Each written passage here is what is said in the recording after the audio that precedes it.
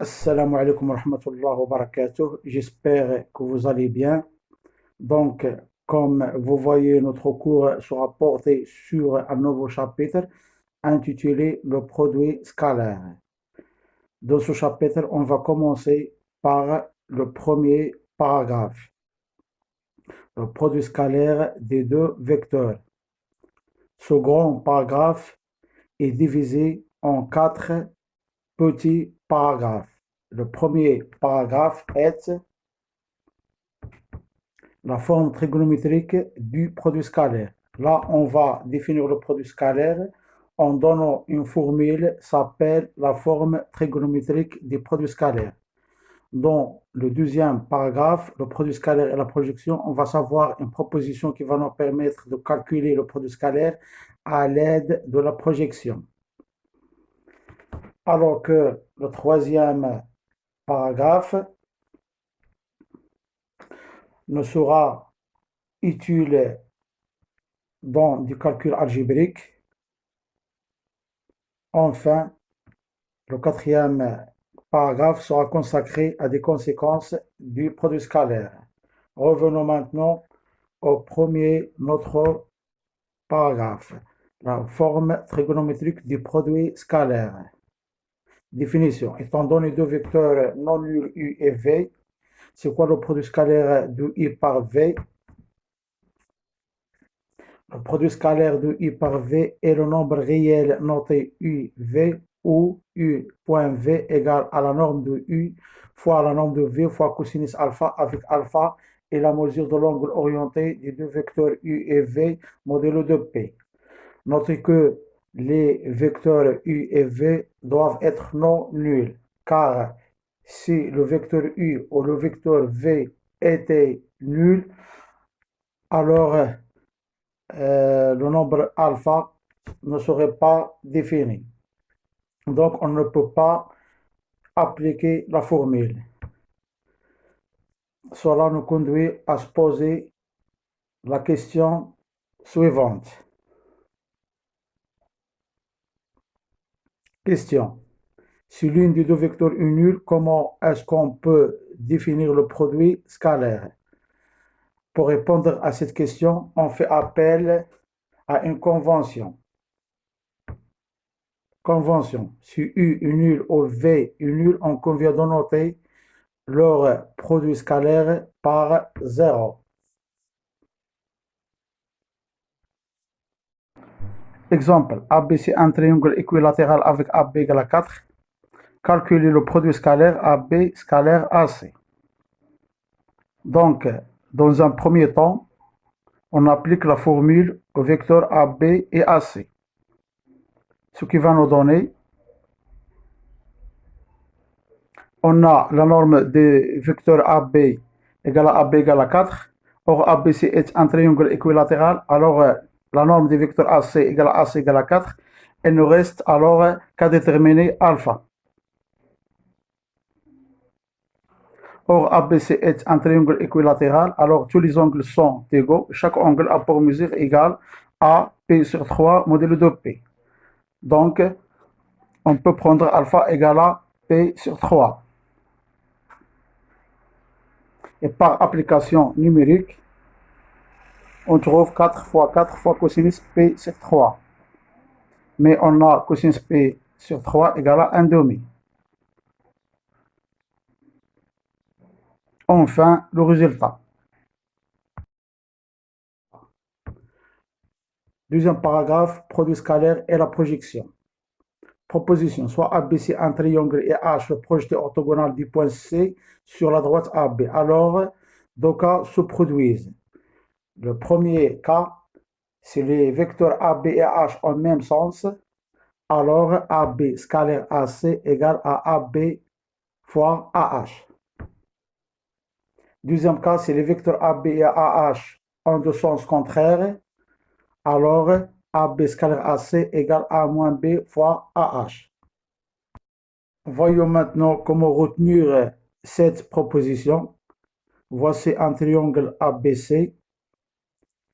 Voici le vecteur AB. Voici le vecteur AC. On projette le vecteur AC orthogonalement sur la droite AB et on obtient le vecteur AH. Donc, AB scalaire AC est égal à AB scalaire AH égale à AB fois AH fois cosinus 0. Ce qui va nous donner le résultat, à savoir AB fois AH, car cosinus 0 égale à 1.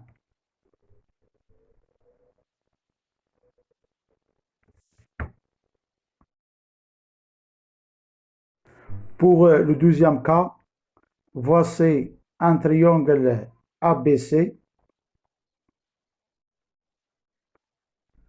Voici le vecteur AB. Voici le vecteur AC. On projette orthogonalement le vecteur AC sur la droite AB. On obtient le vecteur AH. Donc, AB scalaire AC égale à AB scalaire AH égale à AB fois AH fois cosinus P. Ce qui va nous donner le résultat, à savoir moins AB fois AH. Car cosinus P égale à moins 1. Maintenant, on passe à la démonstration de la proposition. On a deux cas. Dans le premier cas, on a les vecteurs AH et AB en même sens. Dans le deuxième cas, on a les vecteurs AH et AB en deux sens contraires. Calculons le produit scalaire AB scalaire AC. Donc, le produit scalaire AB scalaire AC est par définition AB fois AC fois cosinus alpha. Avec alpha, est une mesure de l'angle orienté AB-AC. Dans le triangle rectangle en H,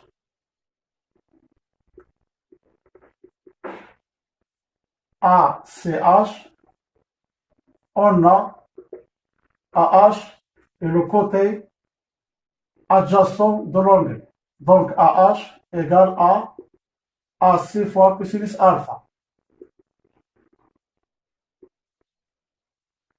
Donc, on remplace AC fois cosinus alpha par AH. Ce qui va nous donner le produit scalaire AB scalaire AC égale à AB fois AH. Dans le deuxième cas, on a par définition le produit scalaire AB scalaire AC égale à AB fois AC fois cosinus alpha.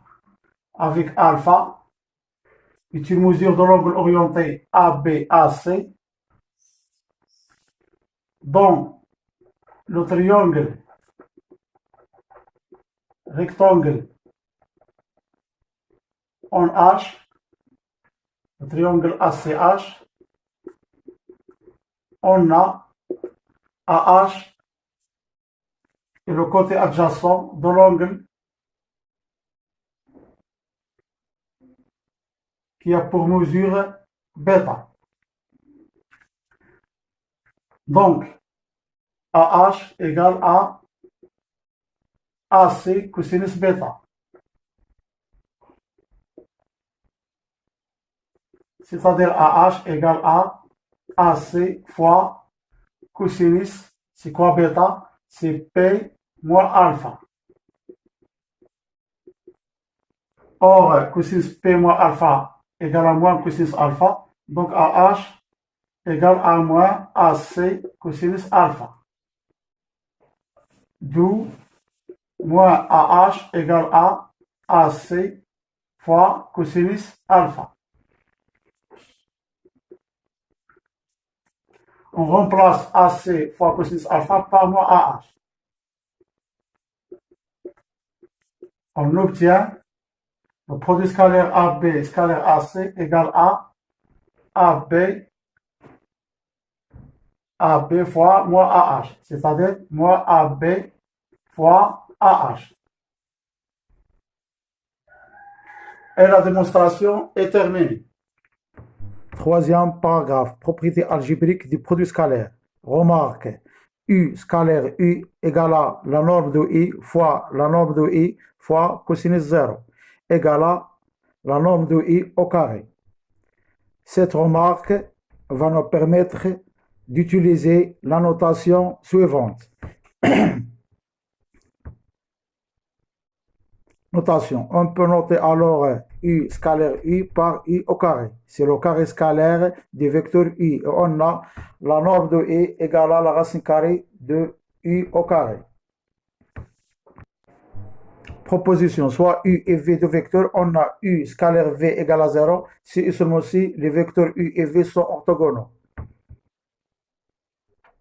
Théorème, pour tout vecteur U et V et W et pour tout réel lambda, on a le produit scalaire est symétrique. U scalaire V égale à V scalaire U. Le produit scalaire est bilinéaire, c'est-à-dire U scalaire V plus W égale à U scalaire V plus U scalaire W. V plus W scalaire U égale à V scalaire U plus W scalaire U. Lambda U scalaire V égale à U scalaire lambda V égale à lambda fois U scalaire V.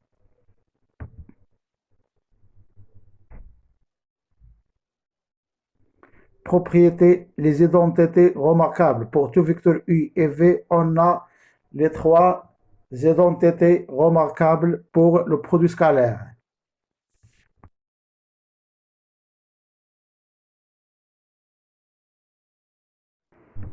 Quatrième paragraphe, conséquences.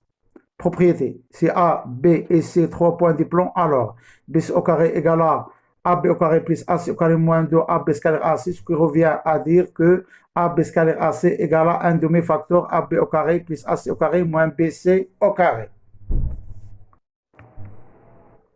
Théorème d'Al-Kachi. Dans un triangle quelconque, le carré de la longueur opposée à un angle est égal à la somme des carrés des deux autres côtés moins le double du produit de ces mêmes côtés et du cosinus de l'angle. C'est-à-dire, si AB c'est un tel triangle, alors par exemple BC au carré égale à AB au carré plus AC au carré moins 2 AB fois AC fois cosinus BAC. On passe maintenant à démontrer la propriété et le théorème d'Al-Kachi. On a BC au carré égale à le carré scalaire du vecteur BC égale à le vecteur AC, le vecteur BC égale le vecteur AC moins le vecteur AB, après la relation d'Auchard. Donc, le carré scalaire du vecteur BC égale à le carré scalaire du vecteur AC moins AB.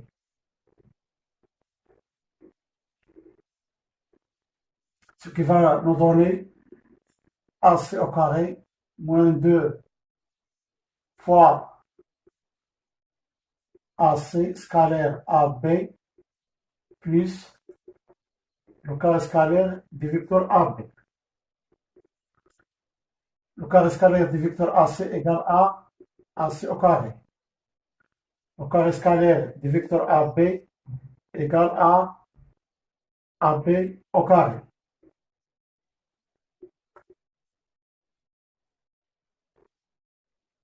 Le produit scalaire est symétrique, donc AC scalaire AB égale à AB scalaire AC.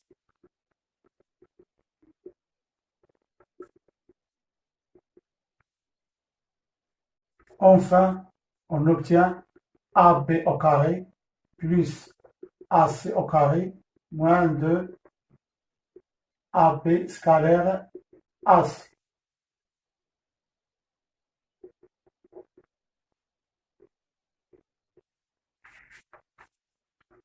Donc, pour obtenir la deuxième relation, il suffit de déplacer ce terme-là dans l'autre côté. Donc, 2AB scalaire AC égale à AB au carré plus AC au carré. Et en même temps, on déplace BC au carré dans l'autre côté.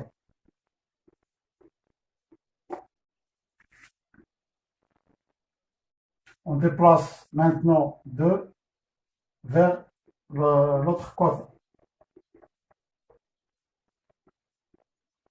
Ce qui va nous donner 1 demi facteur AB au carré plus AC au carré moins BC au carré.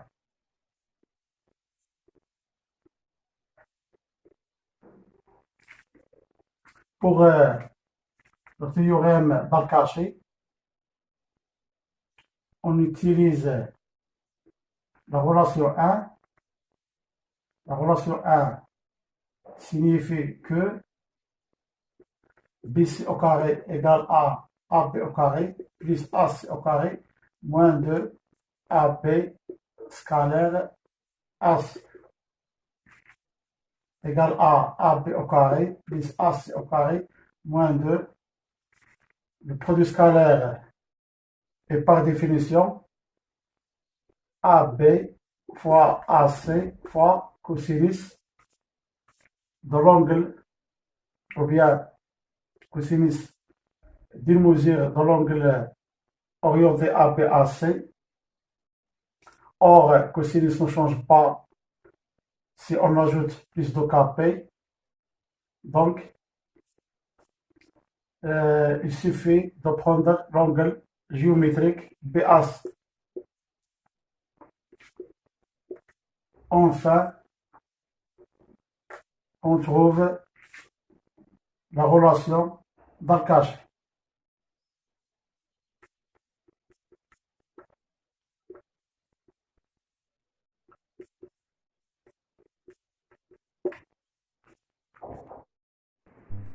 Faites ces 7 exercices chez vous avant de voir les corriger dans la deuxième séquence. Et à bientôt.